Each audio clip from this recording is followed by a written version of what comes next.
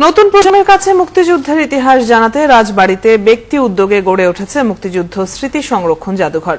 জাদুঘরের উদ্যোক্তা বলেন, মুক্তিযুদ্ধের চেতনাকে জাগ্রত রাখতে যুদ্ধে ত্যাগের কথা জানা দরকার, তাই দীর্ঘদিন ধরে তিনি এই কাজ করে যাচ্ছেন। মেহেদী হাসানের তথ্য ছবিতে প্রতিবেদন।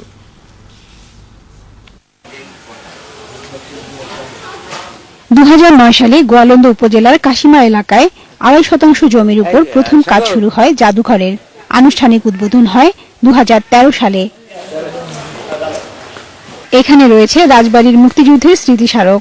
এর মধ্যে উল্লেখযোগ্য ভারতের কল্যাণী ক্যাম্পের কিছু দুর্লভ ছবি। এখানে আছে মুক্তিযুদ্ধের ৫ শতাধিক আলোকচিত্র। মুক্তিযুদ্ধের সময় কিভাবে অনেক কিছু হয়েছিল যেগুলো আমরা দেখিনি, এখন দেখতে পারতেছি। এখন আমার সাথে যুদ্ধ হয়েছে সেগুলো সম্পর্কে জানতে পারছি, এখান থেকে অনেক শিক্ষা গ্রহণ করতে পারবো। আমাদের এলাকার মুক্তিযোদ্ধাদের এখন দেখলে আমরা চিনি যে আমাদের দেশের বীর সৈনিকেরা। মুক্তিযোদ্ধারা জানান, প্রতিষ্ঠার পর থেকে নতুন প্রজন্মের ছেলেমেয়েরা জাদুঘর দেখে মুক্তিযুদ্ধকে বুঝতে পারছে।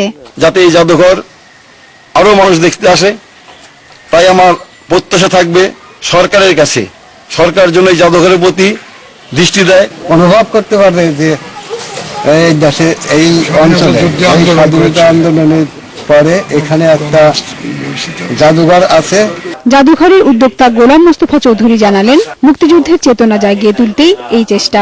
মুক্তিযুদ্ধের চেতনা, ৭১-এর সেই ৭২-এর সংবিধান সমুন্নত যে কার্যক্রমগুলো শুরু করেছেন সরকার, তারপর থেকেই শিশু কিশোররা এই মুক্তিযোদ্ধাদের চিনতে পারে। শুরু থেকেই জাদুঘরটি দর্শনার্থীদের জন্য খুলে দেয়া হয় এবং প্রতিদিন সকাল থেকে বিকেল পর্যন্ত খোলা থাকে। শাহিন সানজিদা, ৭১।